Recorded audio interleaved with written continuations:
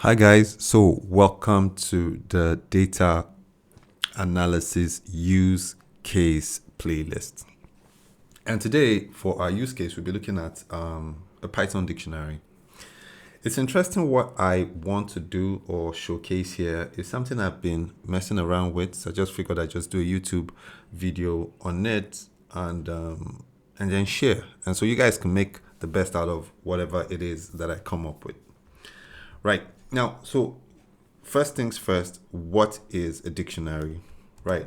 So a dictionary is, so a dict is like a super powered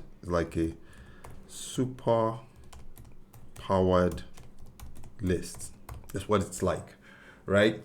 You can use it to connect pieces of information, right? So it connects pieces of info. It's like a super powered list, right? And now with list, because list just keeps things, but this one just connects. It brings relationships. So you can have first name and then you can have the value. You can have a first name and then have a list, right? So really cool stuff. So that and of course dictionaries have key value pairs. So it's important that we set the ground rules as we go. Now, how do we have a use case for a dictionary, right, for data analysis? Now, dictionaries are incredibly useful for data analysis because they can do a lot. They can even do something. There's something called mapping. So you could do mapping with dictionaries, with dictionary. Now, and that's what I am going to do now. So before we start that, I just want us to know that we have our data set. So let's look at our data set. Our data set is called the data science salaries, right? That's what I called it basically. So I just want to look at the first five rows, right? You can see what we have in here. Now, I want to create a map, right? I want to create a map. So I want to create a map. And what does this map do?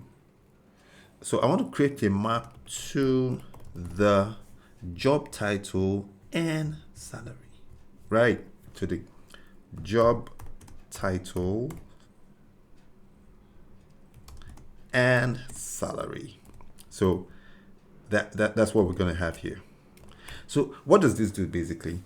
What this does is that I can basically, put in data scientist here and I'm going to get the salary. Interesting, right?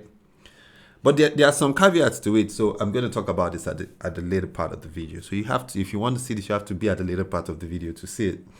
So first thing I'm going to do is I'm going to create the map using a dictionary.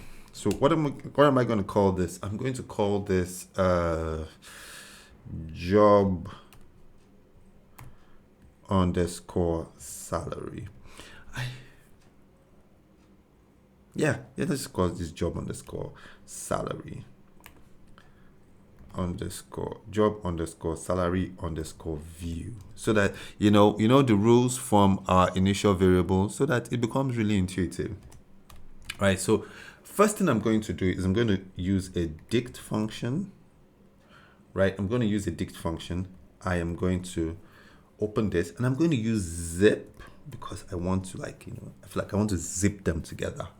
Then the first thing I want to do is I'm going to look at my data science salary 1, and I'm going to look at my columns of interest. The first column of interest is my job title. So I'll go to the job title. Then my next column of interest is salary. So I'm just going to go again to job salaries, my data frame. Then I'm going to take salary. Right. I think I have done that. So you see now I've zipped these two guys together, right? So now I've mapped this. So with this, I can literally, I'll create this, no errors, gratefully. Right now, I want to quickly look. So this, I want to quickly look at jobs and their respective salaries. Now, here is where I'm going to tell you that there's a caveat. Now, if we have salaries that are numerous, more than one, then we are only just going to pick out only one of it, right? So I'm just saying this, I have to put out that caveat so we don't feel like, but it's going to really work cool if you just have unique salaries, right? So unique job roles, and then that would work. But I just wanted to put that out. But this is what you can do. It's sort of stuff you can do. So with this, I can basically print and say the salary for a data scientist, yes, a data scientist is, no, I'll put this here before this, right, is, then I'm going to use the mapping. So I call that job salary view. And then inside, I want to pick out a data scientist. So you see that? So look at over here. I'm just going to pick out data scientist. So if there's so many of them, it's just basically going to pick out one of them. If there's, so right here. So here is it. So I put this here.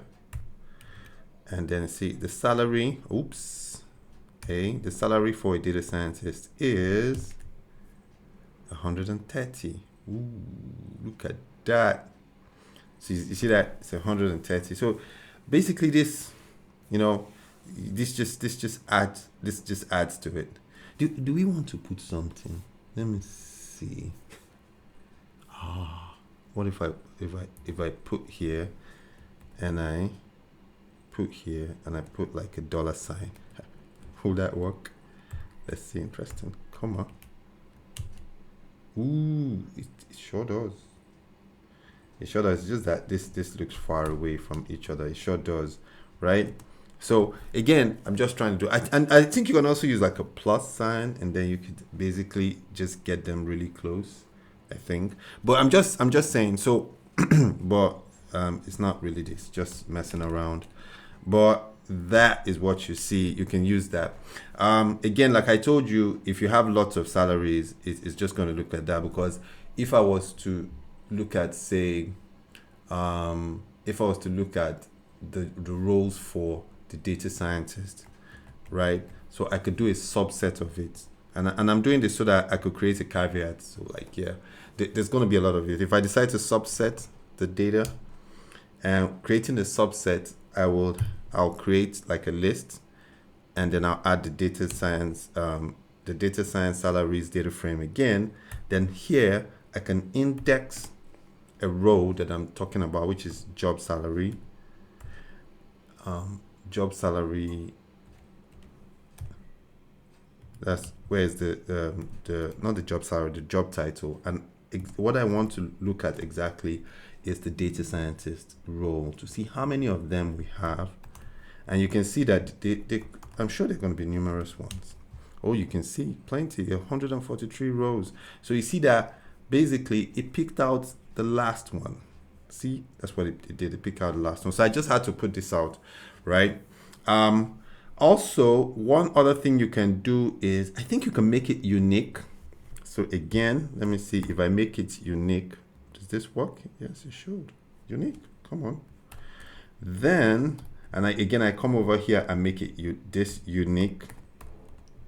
Then you see that it's just going to bring out the unique feature here. It's just going to just bring out the unique feature. So with this, and I call this, you see that it had to go and bring out this first one because it made it unique. So that's basically that. So a use case for which you can do with a Python dictionary is use the dictionary to create a map. And the mapping is just going to help you, sort through, create connections between two columns or features in a data frame. So really cool stuff. I find that really interesting. Read this again, watch this again, right? And get a sense of the different things you can do, because this playlist is dedicated to use cases. And I think you can grow out your own use cases. You can make out your own use cases. And if you have a use case for a Python dictionary, you can put it in in the comment section so we can look at that and other people can learn from that.